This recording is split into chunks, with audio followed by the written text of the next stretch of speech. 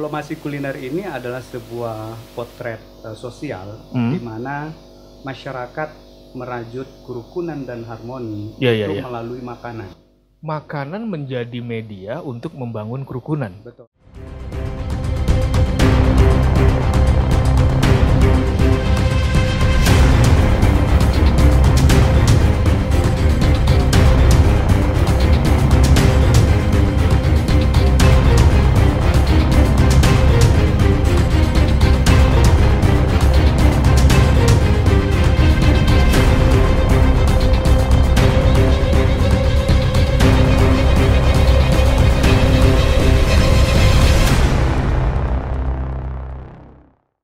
Assalamualaikum warahmatullahi wabarakatuh, sahabat kerukunan Kalimantan Barat.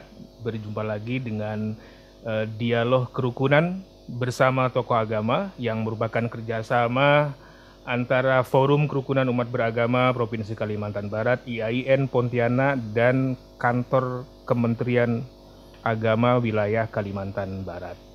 Pada kali ini kita kedatangan satu tokoh agama mewakili Majelis Ulama Indonesia, mewakili tokoh Islam atau Muslim. Kebetulan hadir di tengah-tengah kita Bapak Dr. Samsul Hidayat MA.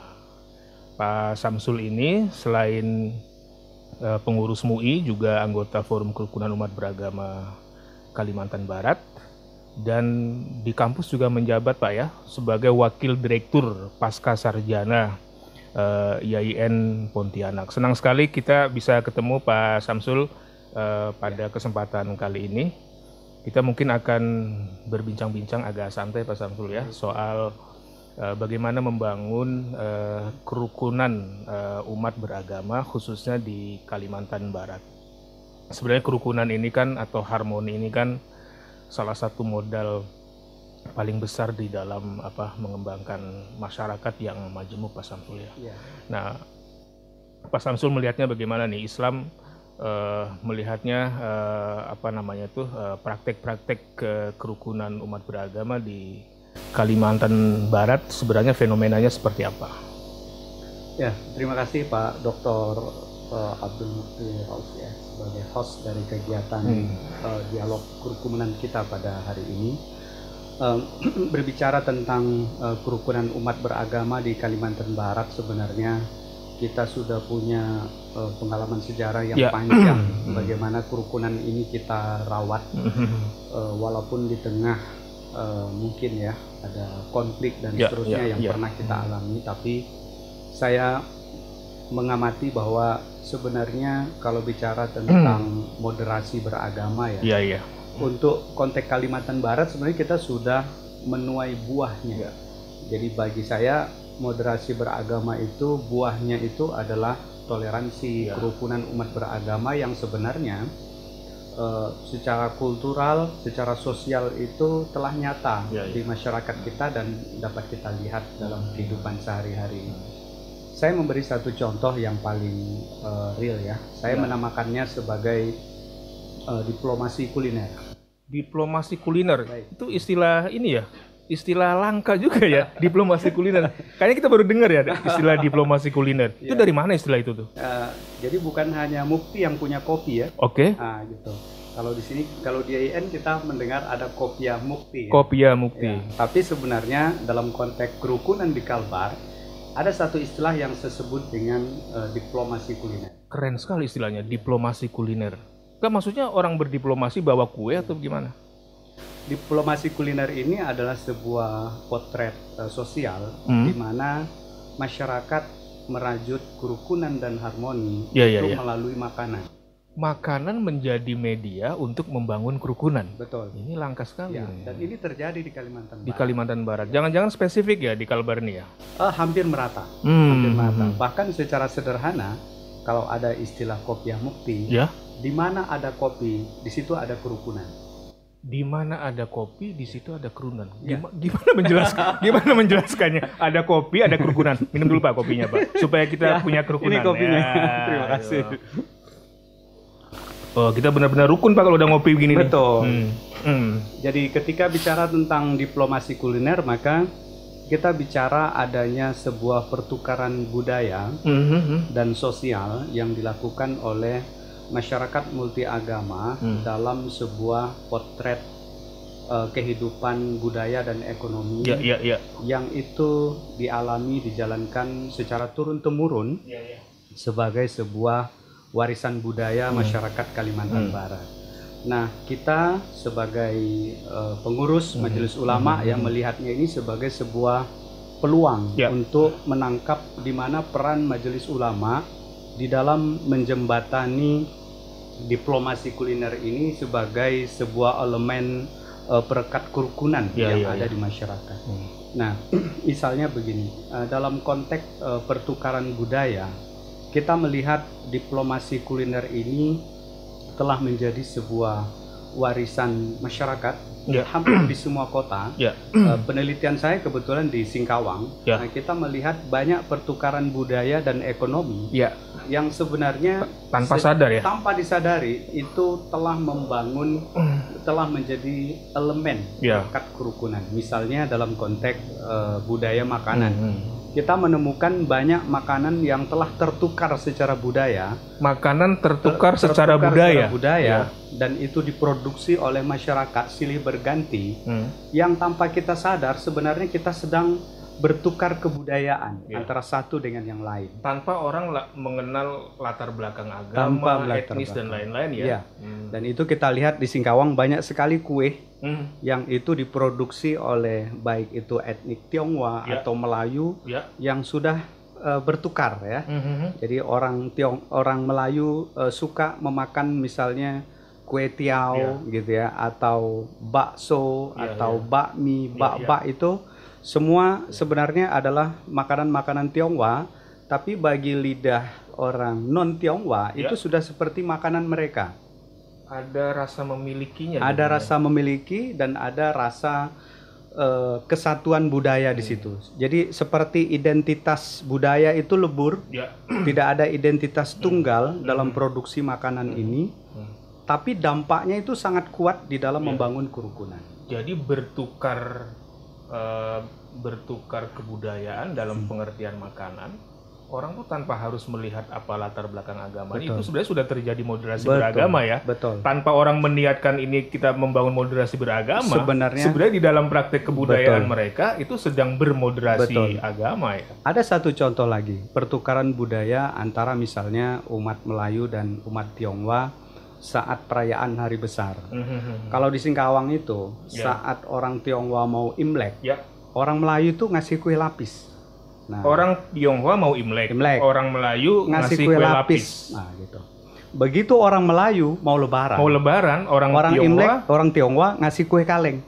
Nah, begitu Lebaran atau Imlek mereka bertukar Lebaran, saling berkunjung. Orang Tionghoa nanti ngasih angpau kepada anak-anak Muslim. Begitu sebaliknya, orang Tionghoa makan dengan nikmat, dengan penuh persaudaraan. Tanpa harus bertanya agamanya apa. Tanpa harus bertanya dan tanpa harus menanyakan ini halal apa enggak. Mereka udah yakin bahwa makanan yang dibuat oleh kawan-kawan ini terjamin kehalalannya. Tapi gini Pak Samsul, di dalam realitas masyarakat itu kan kadang ada beberapa orang atau kelompok orang itu suka mempertanyakan. Artinya dia membawa dalil agama tertentu, misalnya untuk ya katakanlah secara ekstrim menolak ini makanan dari agama apa gitu. Itu kira-kira pertanyaan seperti itu relevan nggak di dalam konteks membangun kerukunan beragama? Tidak masalah, tetap relevan ya, karena tidak bisa juga kita hindari perbedaan. Jadi salah satu keajaiban moderasi itu sebenarnya adalah adanya sekelumit dinamika di dalamnya. Salah satunya adalah mungkin ada kawan-kawan kita yang mungkin belum nyaman ya untuk bertukar budaya seperti itu, kemudian berkomunikasi secara sosial karena faktor perbedaan etnik dan agama itu wajar, tapi tidak lalu meruntuhkan atau melemahkan semangat kita untuk menanam ya benih-benih moderasi. Itu sebenarnya ada urusannya dengan kematangan beragama atau enggak sih? Kalau ada yang persoalan-persoalan itu dipertanyakan? Kematangan beragama sebenarnya bisa dicetak oleh ilmuwan, oleh agamawan ya, para ulama ya, termasuk majelis ulama. Tapi secara kultural masyarakat kita itu sebenarnya punya warisan moderat, warisan moderasi. Warisan moderasi. Ya. Nah, misalnya dalam konteks tadi pertukaran budaya, dalam konteks pertukaran ekonomi, di Singkawang, di Pontianak, dan di beberapa kota manapun yang ada kopi tadi, yang ada kopi, kita menemukan adanya elemen perekat diplomasi kuliner dalam konteks pertukaran ekonomi. Itu misalnya pedagang Tionghoa yang punya ruko itu tidak mau berjualan tanpa melibatkan orang Melayu di situ. Kenapa? Karena ada aspek bisnis di situ. Jadi orang Melayu menumpang, menyewa untuk berjualan sate, berjualan es teh, berjualan kue, tapi yang punya ruko, yang punya warung kopi itu biasanya Tionghoa. Atau sebaliknya. Kita lihat ini seperti hal yang sederhana, Pak Dr. Mukti. Tapi sebenarnya diplomasi kuliner telah terjadi di situ. Elemen perekat kerukunan mulai dan itu terjadi sejak lama ya. Sejak lama. Sesuatu yang bersifat historis ya. Sebenarnya gini, ini kan ya maklum lah ya, orang beragama itu kadang-kadang kan harus berdalil ya. Artinya apakah misalnya gini, praktek pertukaran kebudayaan seperti itu yang tanpa sadar sudah terjadi sudah sangat lama, itu sebenarnya kalau dilegitimasi oleh dalil keagamaan dia punya rujukan atau enggak? Sangat kuat. Rujukannya sangat kuat. Bisa kita lihat di surat Al-Hujurat ya, ayat 13. Ya ayuhan nas inna khalaqnakum min zakari wa unsa wa ja'alnakum syu'uba wa qabaila lita'arufu. Jadi sebenarnya keberagaman, perbedaan itu sebenarnya ditakdirkan supaya kita itu berkolaborasi. Supaya kita bertukar. Kata kuncinya kolaborasi. Kolaborasi dalam kebaikan. Bukan untuk bertengkar, bukan untuk berselisih, apalagi saling hina, saling bermusuhan. Tidak sama sekali. Dan pendekatan kuliner itu menjadi alat kolaborasi yang efektif ya. Sangat tepat. Tanpa harus orang mendalil-dalil dan seterusnya, sebenarnya di tengah-tengah kebudayaan masyarakat. Betul sekali. Untuk itulah Majelis Ulama Indonesia Kalimantan Barat menangkap ini sebagai sebuah peluang besar. Dapatkah diplomasi kuliner ini kita kembangkan dalam sebuah industri ya? Anggap saja misalnya industri halal ya. Karena bagaimanapun industri halal ini atau aspek kehalalan dalam konsumsi itu harus kita jadikan prioritas. Umat Islam harus merasa aman dan terjamin di dalam mengkonsumsi makanan. Sehingga Majelis Ulama berperan di sini, bertanggung jawab di sini bagaimana memastikan pertukaran budaya, pertukaran ekonomi tadi itu tetap harus selaras dengan nilai-nilai keagamaan, terutama nilai-nilai keislaman. Tidak mudah, karena faktanya masih banyak memang tokoh-tokoh yang non-muslim itu belum terlalu terampil, belum terlalu peka untuk memastikan makanan-makanan, tempat-tempat atau mata rantai produksi yang mereka lakukan ini telah terjamin kehalalannya. Begitu Pak. Dan itu mungkin bisa jauh lebih efektif ya kalau kita melakukan pendekatan secara kebudayaan ya. Artinya tadi misalnya kayak pendekatan kuliner ini kan berarti pendekatan kebudayaan. Orang tanpa sadar diajak untuk bertoleransi satu sama lain ya. Betul. Dan aspek kebudayaan, aspek ekonomi, aspek sosial itu menjadi menyatu di situ ya. Betul. Jadi kalau dalam konsep saya menawarkan mungkin semacam rekayasa budaya. Rekayasa budaya. Ada rekayasa sosial, ada rekayasa politik, ada rekayasa budaya. Ini bukan rekanya Asip loh. Bukan. Kru kita nih. Ya, rekayasa budaya yang saya maksud itu misalnya dapatkah pemerintah kota atau pemerintah provinsi mendesain sebuah daerah dalam konteks wisata halal untuk kita konstruk secara kebudayaan yang melahirkan outcome-nya nanti adalah kerukunan umat beragama, tapi melalui makanan yang direkayasa menjadi sebuah tempat wisata halal. Misalnya Pak Gubernur atau Pak Wali Kota mengklaster sebuah jalan di Pontianak ini, anggaplah misalnya Jalan Hijaz ya, atau jalan apa ya Pak yang banyak orang kopinya Pak? Ya, yang tempat Bapak ngopi itulah ya. Nah, itu di klaster satu daerah itu dilakukan pendampingan halal. Mata rantai produksinya mulai dari mana mereka membeli makanan, sterilisasi dapurnya, bagaimana yang memasaknya sampai kepada penyajiannya, itu kita setting halal semua. Dan kalau ini terjadi di Kota Pontianak, saya kira kita telah menambah satu lagi objek wisata yang sangat prospek untuk masa depan. Oh, dan itu gagasan MUI ya? Gagasan saya, Pak. Gagasan Pak Samsul yang dipromosikan ke MUI ya. Betul. Kalau itu bisa diinstitusionalisasi oleh MUI ya, dan pemerintah ya. Ya. Itu menjadi satu brand tersendiri. Betul. Ya, wisata halal. Selama ini kan kita bicara halal itu seolah-olah milik muslim gitu ya. Karena istilahnya udah halal. Ya, betul. Padahal kalau kita bedah persoalan halal itu aspeknya bisa kemana-mana, tuh, bisa ekonomi, bisa bisnis dan lain-lain, dan menjadi pemiliknya menjadi tidak hanya melulu orang Islam, tapi non-Muslim juga berkepentingan di dalam dan merasakan manfaatnya. Jadi ada rekayasa budaya tadi itu yang ditopang oleh kebijakan pemerintah melalui Perda atau apa, difasilitasi, dibiayai, disepakati bersama, ada pendampingan dari Majelis Ulama, ada sertifikasi di situ, sertifikasi halal. Semua warung yang apapun yang memproduksi makanan yang diproduksi oleh orang non Muslim itu wajib disertifikasi halal. Bayangkan, semua orang pasti akan datang ke sana. Dan kalau kita bicara makanan itu kan berarti sudah lintas ini ya, udah lintas agama, lintas generasi, lintas etnis, dan lintas perut, lintas perut ya. Sepanjang orang lapar, pasti akan datang ke tempat-tempat makanan itu. Ini luar biasa, satu pendekatan yang menurut saya mungkin perlu diuji coba dan terus digaungkan. Diplomasi kuliner, satu istilah yang menurut saya keren sekali loh. Diplomasi kuliner untuk membangun kerukunan umat beragama. Jadi nggak terasa, tidak harus gembar-gembor kita membicarakan, menseminarkan, mengkhutbahkan tentang moderasi beragama dengan pendekatan yang unik dan nyata, praktis, dan itu sudah menjadi berakar dan menjadi warisan masa lalu. Itu sudah menjadi satu pendekatan kebudayaan yang luar biasa menarik dan perlu dikembangkan. Nah, menyambung tadi Pak Samsul soal pendekatan diplomasi kuliner, kita ini kan sedang berada di era baru ya, new normal. Kemudian kita juga tanpa terasa sebenarnya sedang memasuki apa yang disebut dengan media baru atau new media, di mana kehidupan sosial media begitu gegap gempita.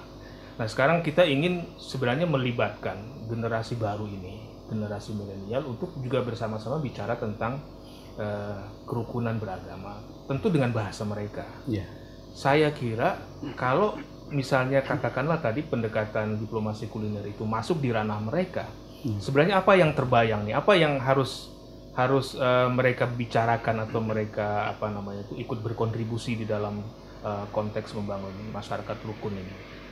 Pertama, sebagai alternatif baru ya dalam perangkat lunak kerukunan umat beragama, diplomasi kuliner ini sebenarnya telah menjadi objek bagi kaum milenial ya. Objek ini dalam artian sebenarnya mereka telah menjadi pasar itu sendiri.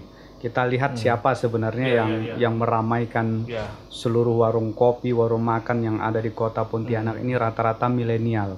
Nah, tinggal bagaimana kita di lingkungan Majelis Ulama Indonesia ini memastikan bahwa apa yang mereka jalani, apa yang anak-anak milenial ini lakukan di lingkungan kuliner ini terjamin ya, keamanannya, kemudian kesehatannya, kehalalannya, sehingga tanpa mengurangi bagaimana mereka berinteraksi di situ, tetap menurut kita dengan pengawasan yang betul, dengan sistem yang kita harapkan ini bisa berjalan ke depannya, maka sebenarnya anak-anak muda pun juga bisa berkreasi untuk bisa terinspirasi menciptakan satu unit-unit ekonomi atau unit-unit usaha atau kreativitas yang inovatif yang terkait dengan lintas budaya kuliner ini, yang sebenarnya bisa menjadi elemen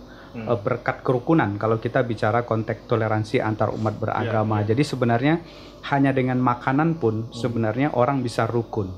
Termasuk anak-anak muda kita saat ini. Karena saya lihat produk-produk makanan yang ada di lingkungan Kota Pontianak saja itu sebenarnya sudah sangat variatif ya. Dan itu banyak diproduksi oleh anak-anak muda.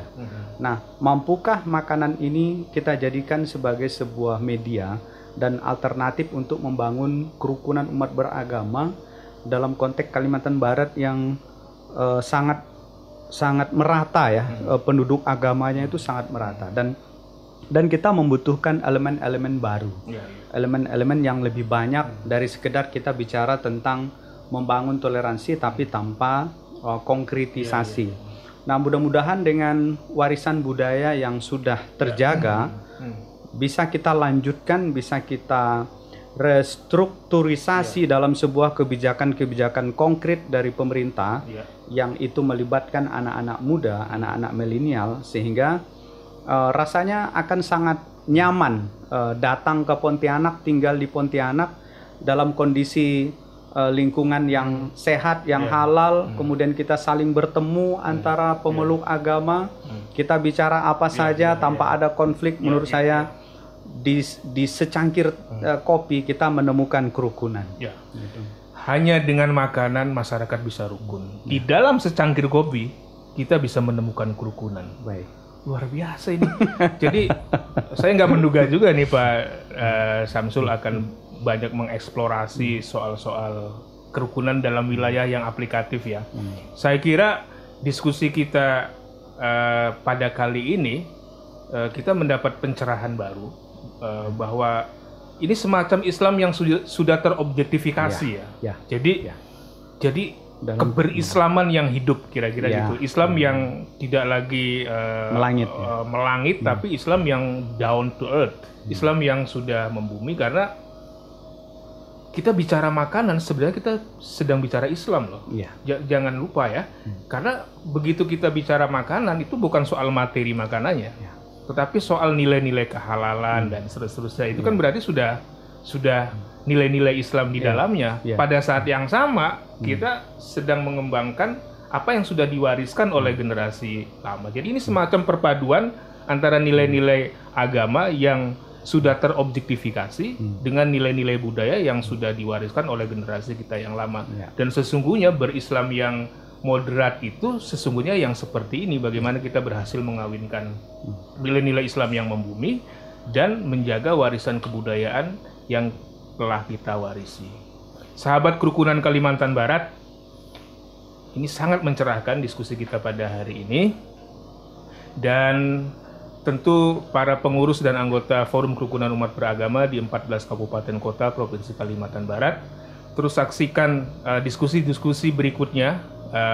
Anda bisa tonton diskusi ini di 3 channel sekaligus. Pertama adalah channel YouTube-nya Forum Kerukunan Umat Beragama, channel YouTube Kementerian Agama Wilayah Kalimantan Barat, dan jangan lupa untuk nonton di channel YouTube IAIN Pontianak Kalimantan Barat. Sampai jumpa di seri-seri diskusi bersama tokoh agama untuk membahas dan membangun kerukunan umat beragama khususnya di Kalimantan Barat. Assalamualaikum warahmatullahi wabarakatuh.